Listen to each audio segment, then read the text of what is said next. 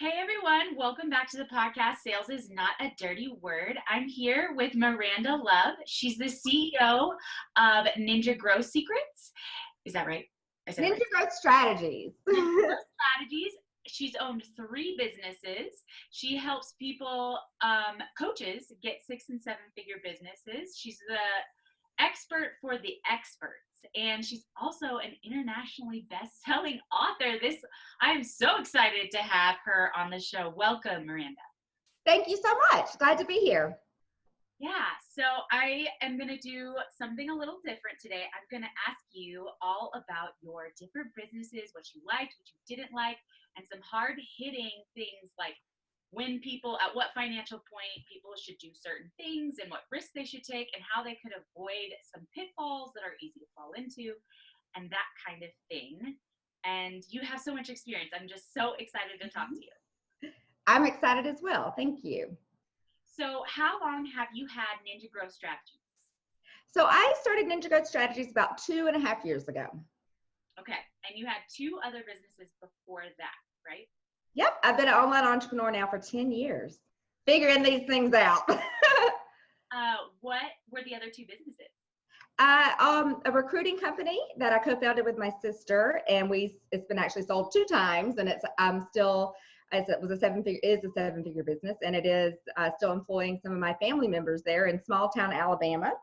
And then the second one, I did an online pet community where I was trying to create a Facebook for pets. This was back in like 2013 and 14, really just to grow it and sell it to Facebook was my goal. And I did advertising and marketing for National Pet Products. Now I did sell that one as well, but it was one that I kind of had to figure things out and did a lot of things the wrong way, and even had to file for bankruptcy after that one. So I learned some things the hard way here. Oh my God, so many good lessons. I'm so excited. Okay, so, and now you are the expert for experts because obviously you have a lot of experience at this point.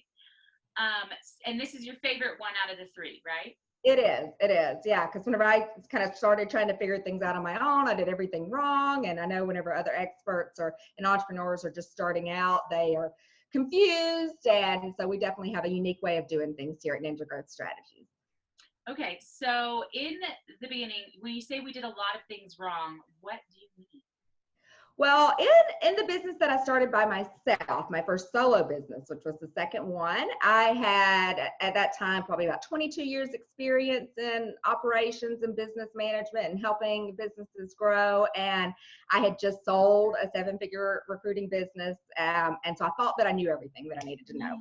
So that was my very first mistake. It was I had a bunch of money and a bunch of credit. And so I just jumped off the cliff and was like, let's do this. And I did start hiring. I started right away with hiring employees. And I also started right away and then I got a big virtual assistant team. And then I did do interns, and I did make 6 figures in that business in that 1 year, and I did sell it. But it was, I tried to accomplish way too many things at one time. And I did accomplish a lot, but I had way too many things going on. Like I did a book with that one. I did do a public television documentary, and I ended up getting those things sponsored, and I pulled some things together. But I guess my first big mistake that I made with that one was, I'm right, like not working with an expert, because I didn't have a revenue plan in that business. My goal was just to grow it really big because I'm a marketer, and media and PR, and I did well with all of that. I grew it to 600,000 online followers, 10,000 members in our community. It was very engaged, but I didn't have a revenue plan.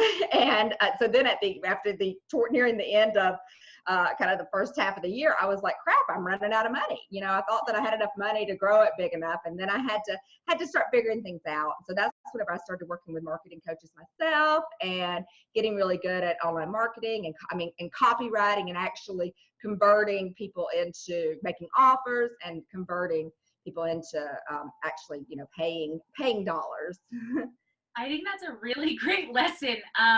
You might have a wonderful idea, but you need the most important part of any idea is how will it make me money?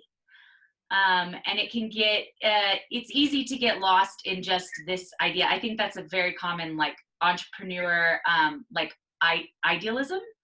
Um, and also, if you have a lot of money, I think people do want to hire a bunch of employees. So what employees do you think you needed in the beginning? Like if you had to hire anyone, like would you have any of them?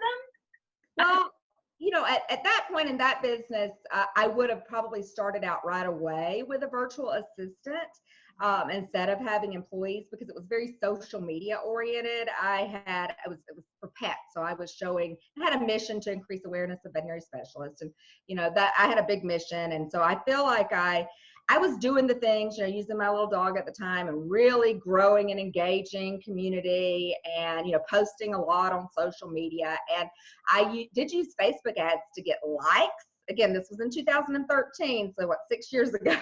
I was just getting likes on a page before I was using groups or anything like that. So that was my the first employee that I had was actually getting help somebody to help me with those things. And now, in hindsight, I could have probably went ahead and I had somebody in the Philippines, help me with that. I did do that a little bit later, but instead of having employees, and I actually had an operations manager or operations coordinator, I hired her as well.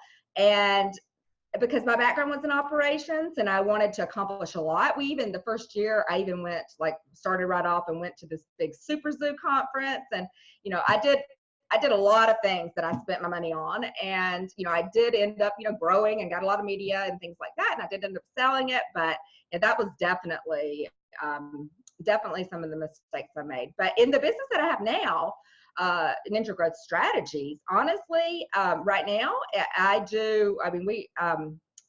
sales. The first people that I would hire is a salesperson, and they're commission only. And that's the first people that I did hire, and they're commission only, and they work great. Yeah, that's like to the point of how am I going to make money? First thing on the to-do list. Yes, I learned the hard way. Yeah, okay. So what was the one thing that you did for your business when you had a lot of money that actually made a huge difference in it making a lot of money? Like you said, you did all these media appearances and a book, and you had these I'm guessing the operations person you hired and stuff did not make the place money, but did media, or what was the thing that you were like, okay, that finally worked? Online marketing. Online marketing working with an online marketing coach and actually creating a sales page and having an offer. It was the way to go. Now, to be clear, in this business that I have now is the one that I'm really making serious money in, and with working like not much. That's what I'm doing now, taking these podcasts and media and things like that, because I've just gotten bored, that's how easy it's been. But that other business, the one that I did, the online pet community, I was creating so many different things. Whenever I finally was like, okay, crap, I got to make some money, I did start working with doing kind of some info products and working with and creating some offers, a way for people to, not the pet community. I was still kind of doing things there for free, but I created a way for national pet products and for veterinary specialists to pay me for what I was doing. So I created offers. So that was kind of the biggest turnaround, was literally working with an online marketing coach that helped me to not just social media, likes and things like that. I could do that. I knew how to do that. That was great. That was bankrupting me. It was, I could do that, no problem, but actually getting revenues, I needed help with that. Yeah, so you started selling the audience that you had. I did, you're right.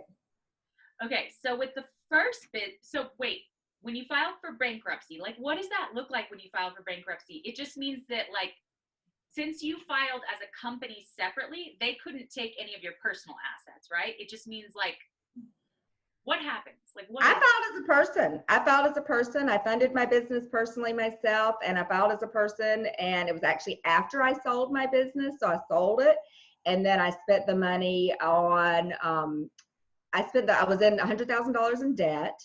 and had blown through, all of my resources. And I was, going to be working things back and paying it back. But literally even the debt consolidation, people were like, you should just file for bankruptcy. It was just all credit card debt. And they're like, just file. And so bankruptcy is a huge blessing. I had gotten out credit card loans and things like that to fund my business. I did that with the first one. I actually did that with the third one as well. So bankruptcy is a huge blessing. It wasn't that, hard or anything like that. And 4 months after it, they're giving me credit again. My credit was great. Okay. So you file for bankruptcy and it basically forgives your debt. Is that what it does? That's what bankruptcy is. That's what. Okay. See, I don't know. I don't know if there are listeners out there that didn't know that's what bankruptcy is. And I guess the reason you don't want to file bankruptcy is that it can negatively affect your credit score. But then you said 4 months later you were fine. Yeah, 4 months later they were, they were giving me a lot more credit card offers. They actually kind of target people like me. So I was the entrepreneur who got into debt. It wasn't like I was off selling around the world, or shopping or anything like that. I was, trying to make my mission happen and really just getting a lot of experience. So that's what I did. And it was $100,000 in straight credit card debt, where, I had paid the people that, had done the services for me with my personal money first and the credit card, and the credit card money. And yeah, it basically did, it just cleared it. That's amazing. I think that's fantastic news. It was a blessing. I think that bankruptcy is a wonderful thing.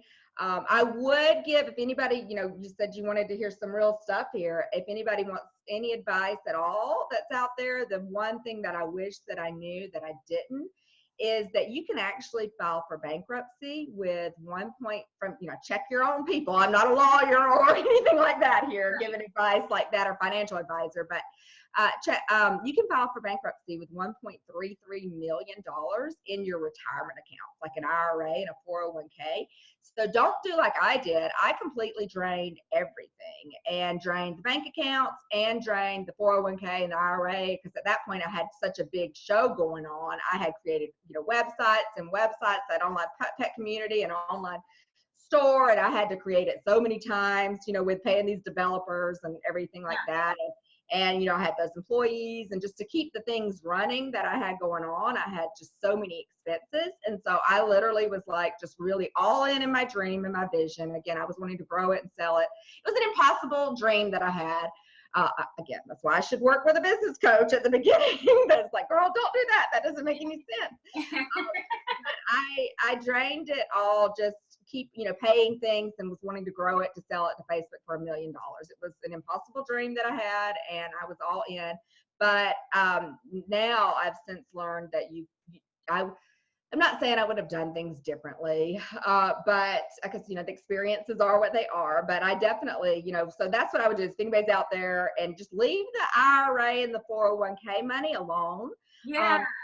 A lot of people now, even in the industry that I'm in now, in the business coaching industry, there's a lot of franchise companies out there, and like franchise business certification companies, and they will help people transition from the workplace into their own coaching company by using, it's like $50,000 or $100,000, and they even set it up so they could let's just use your 401k money to do this. And that, I would say no. First off, you don't need a business coaching certification, and they don't help you get clients. We help them get clients and actually make money, but here at Ninja Growth Strategies. But they definitely, I would say, leave that money alone. Let it just stay there. Don't try to credit.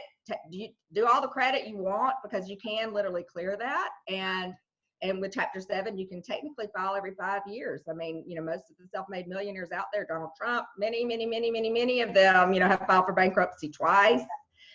Is there any limit to the amount of debt you have that you can file bankruptcy for? Like, are they like, okay, if you have millions of debt, you're not going to be able to file bankruptcy for that? Not that I'm aware of. Now, you do have to sit before the judge, and what did you spend this money on? Or, they look at what you recently had spent some expenses on. They look to see if they can get anything back.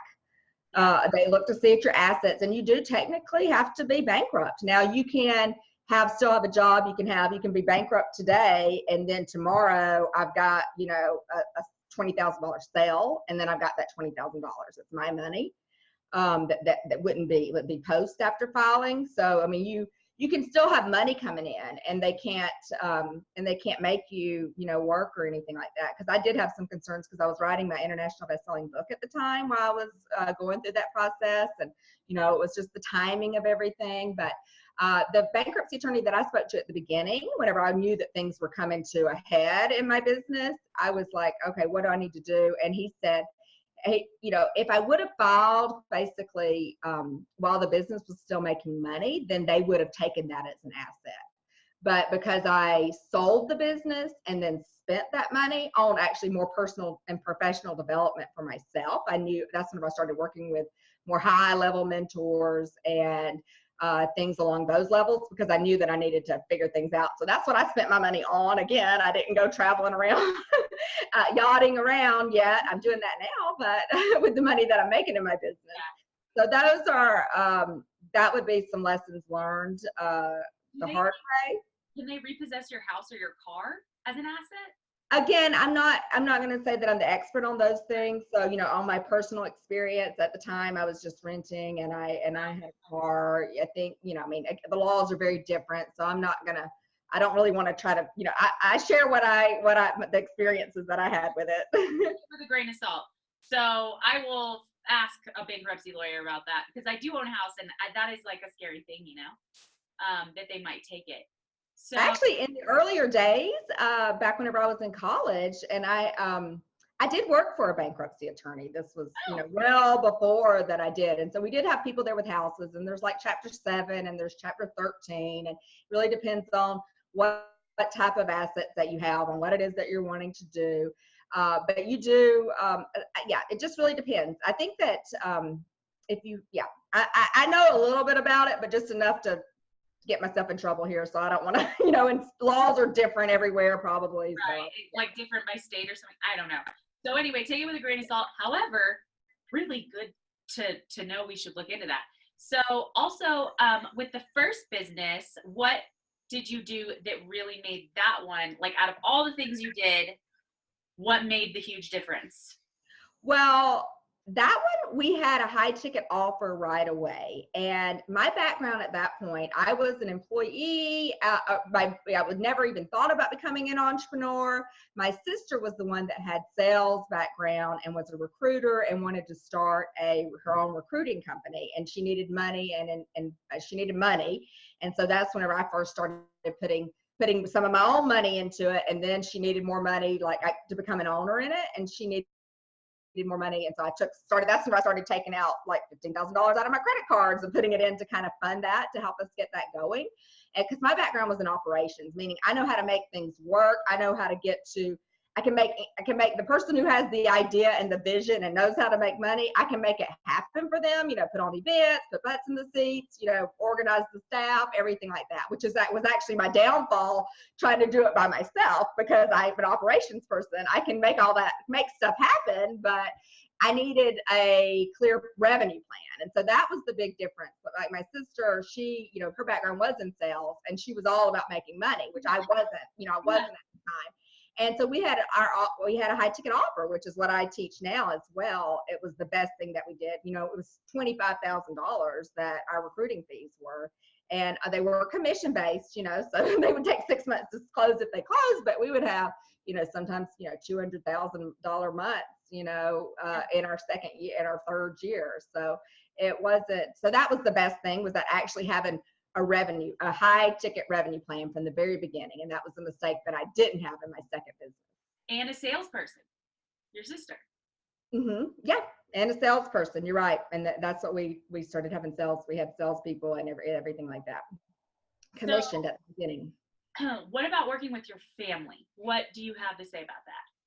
Well, unfortunately, my sister and I, who we grew up best friends and did that business together, and now because of that business, exactly why, I don't know. We're both better off because of it, and I'm very proud about the work that I did in that business, and she should be as well. We don't have a relationship right now. So. Okay, so don't go into business with family. I'm not going to say that. People make their own decisions. I will say that I miss my sister. I'm heartbroken about it. I'm not sure exactly what's going on with it. Everybody needs their own space, but yeah, just be aware that even no matter how strong the bond can be, when money comes into play, and also egos, I think, with sisters and jealousy. And now that I'm doing my own thing, I don't know if it was directly related for the business or because what I've had going on since then, but they're definitely, for the last several years, we haven't had a relationship. Like, did it happen when you started the pet business? Oh, okay. Yeah, so it was related to business somehow. So yeah, I think that's a good point. The thing about family is that emotions are so escalated because y'all know each other's buttons so well, and the smallest things can just, whereas if it wasn't family, you wouldn't like get so heated. So I bet that probably plays into business with a family member at some point. Like maybe sometimes you can't keep as an objective of a conversation going because they're doing that thing that they always do or something. Yeah, I'm not exactly sure. Just if you do go into business with a family member or a dear friend, just realize up front that, no matter how much that love and that bond is, the relationship could be over. I'm not saying that happens in every situation, but I think it is pretty common. It's common. Unfortunately, it is. And I have nothing but love for my sister and want nothing but love and success for us both, Absolutely. Okay, so with the new business, the one that's going right now, it's your favorite. Yeah. So what did you do differently in this business than the other two? I mean, the first one you had a high ticket offer and a salesperson. Wait, since everything went right with the first company, is there anything that you did wrong there that you wish you hadn't done? Honestly, I'm sure if I dove down into it, probably, but I loved it. It was my first experience into entrepreneurship. And, I was working with my sister. We had a blast. I was in Idaho at the time. She was in Alabama, and we were working remotely. And my cousin was working with us as well as a salesperson. And so we were all working remotely. And then we did the first thing that we did email marketing, using some of the strategies that I use and teach now. But she wanted to really do events. And I get in big with the like conferences and things like that. So that's what we were spending our money on, but it's what grew the brand and grew the business and has it definitely super niche and number one in the industry, still today. So I wouldn't say that. And it was so much fun because like once a month or, every 3 weeks, even though we lived remotely, we would travel and get to spend a week in New York City, spend a week in Chicago, spend a week in Portland, in New Orleans, and having a lot of fun. And so, yeah, I don't know. And then we did, whenever we were getting ready to sell the business, we did establish an office. So that's whenever I moved back to Alabama, we established an office and getting all, got employees and things like that, where before we were kind of all just commission based.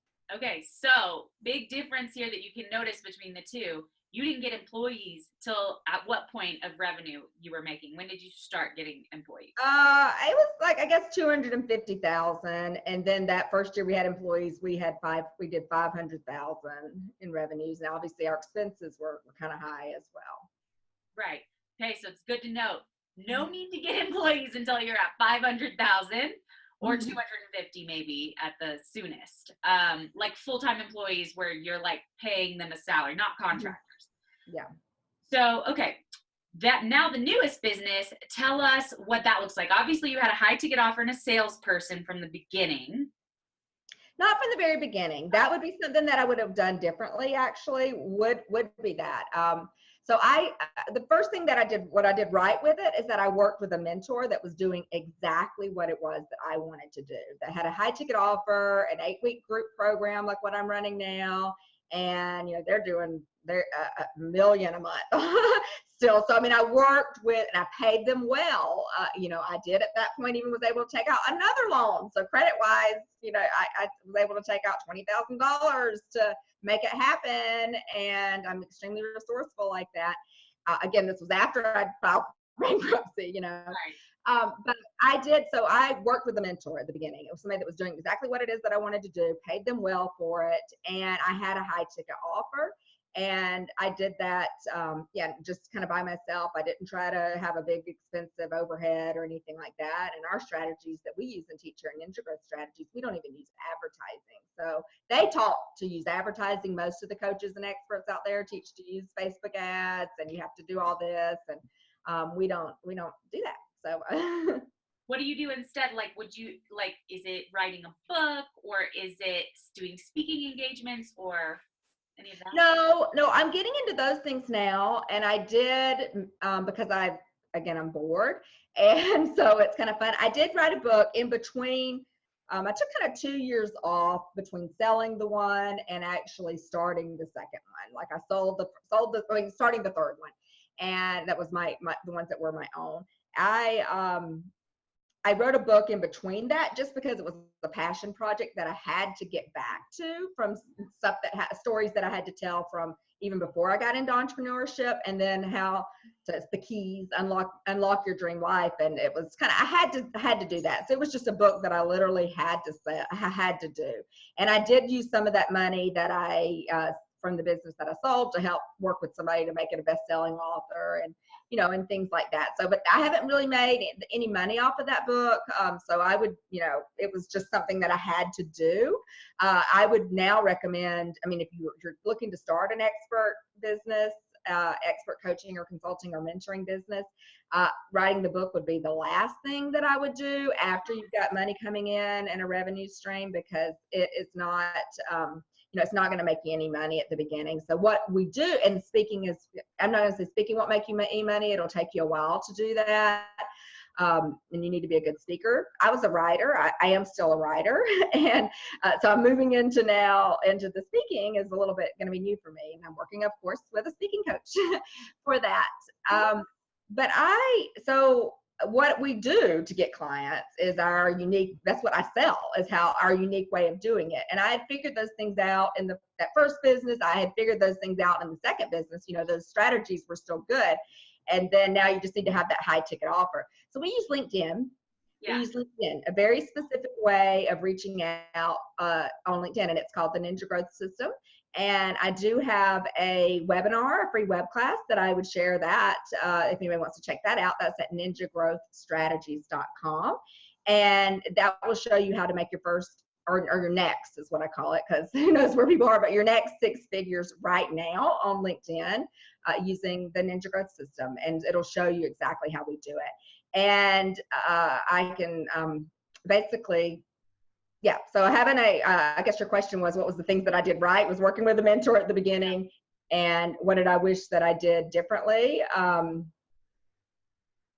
I wish that I would have gone ahead as soon as I had my offer and I got my first sale. I had a program that was selling and getting results for your clients, because before you get commission salespeople, you do need to have a program that is selling and is actually getting results for people. So, but I think I waited too long to get a salesperson. Okay. So sales is a dirty word for me, or it was. Okay. So a couple of things. Did you ever try leveraging the book to get speaking engagements and media opportunities? That's what the plan was. And I ran into a lot of personal resistance. I was extremely gun shy after creating that business that I created, that I had to file for bankruptcy after, that I created a big show, because I knew I could accomplish a lot, but at the end of the day, was it really worth it? Did I want to really do those things? And so I was just still kind of licking my wounds a little bit. I did the book, and I actually got, whenever I paid a bunch of money for that, I was supposed to get, some PR and media help with that, but I just didn't ever pull the trigger on it. So I didn't ever use it. Now I probably will. But it is geared towards, it's a self-help and entrepreneurship inspirational book, which is definitely the line of work that I'm in now. But I wasn't in the place of where I didn't have the confidence and courage that I needed to have to do what I'm doing now. Back then, I had to go through a couple more steps first. Okay. And at what point would you recommend hiring a salesperson? Because you said you didn't do it soon enough. I would say if you have in the industry that I am in now, in every industry I can't say, but in the industry that I'm in right now, which is the coaching industry, and the change change industry mentoring, is to have the high ticket offer. I would say honestly, after you personally got your offer, you've got 5, because I have an online group program. So if you've got 5, you've sold it 5 times, you've got 5 people, in there, they're getting results. They're getting results as well. Go ahead right then and start shopping for a commissioned only salesperson. And let me tell you, there are a gazillion of them out there.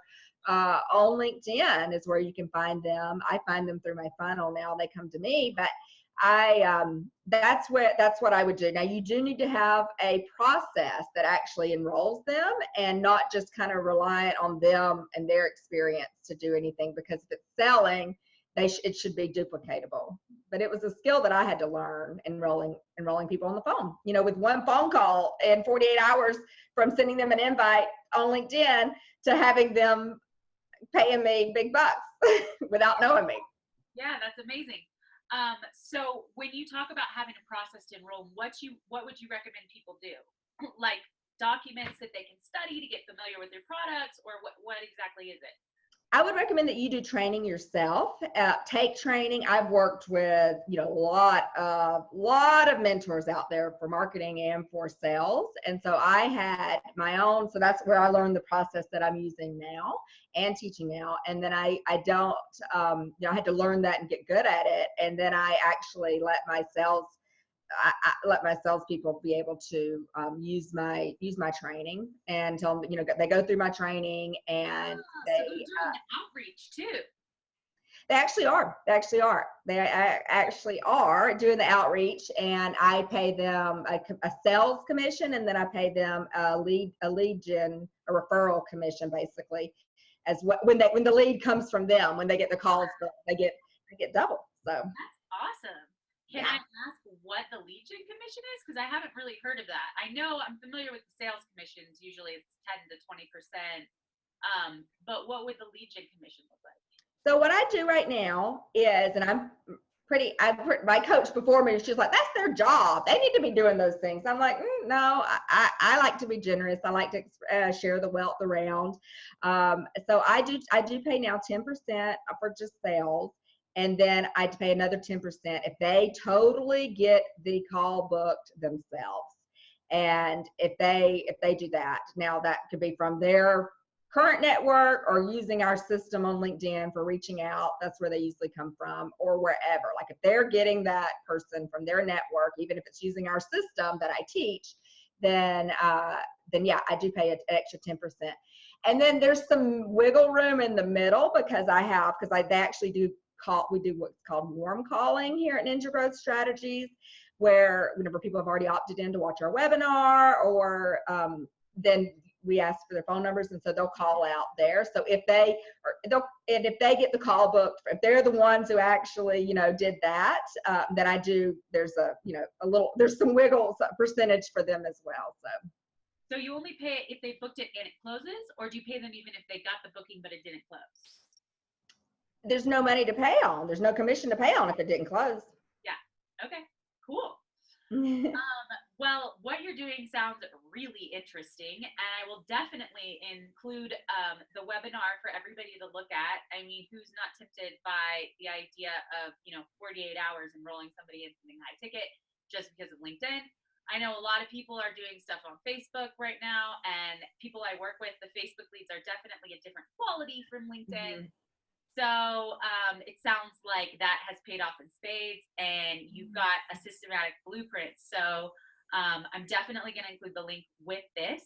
And if I had to take anything away, let me know if you would agree with this. It's get a mentor for the stuff you don't know how to do. You don't know how to speak, now you have a speaking coach. You weren't sure how to do business, you got a business coach. Whatever the case. And hire a salesperson after you have sold it 5 times successfully, and have a training program. Like, have them go through your program, whatever it is. And always keep in mind that you can go into bankruptcy if things go. Obviously, that's not the goal, but it can make people feel a little better about taking loans or doing credit cards, because entrepreneurship has a lot of investment upfront involved for most people. Mm-hmm. Yeah, I think that is a great takeaway for sure.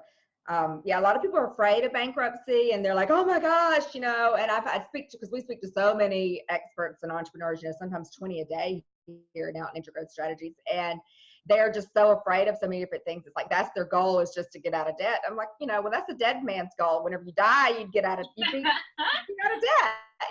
So don't be afraid of going into debt, but also I would say protect your 401k and your IRA.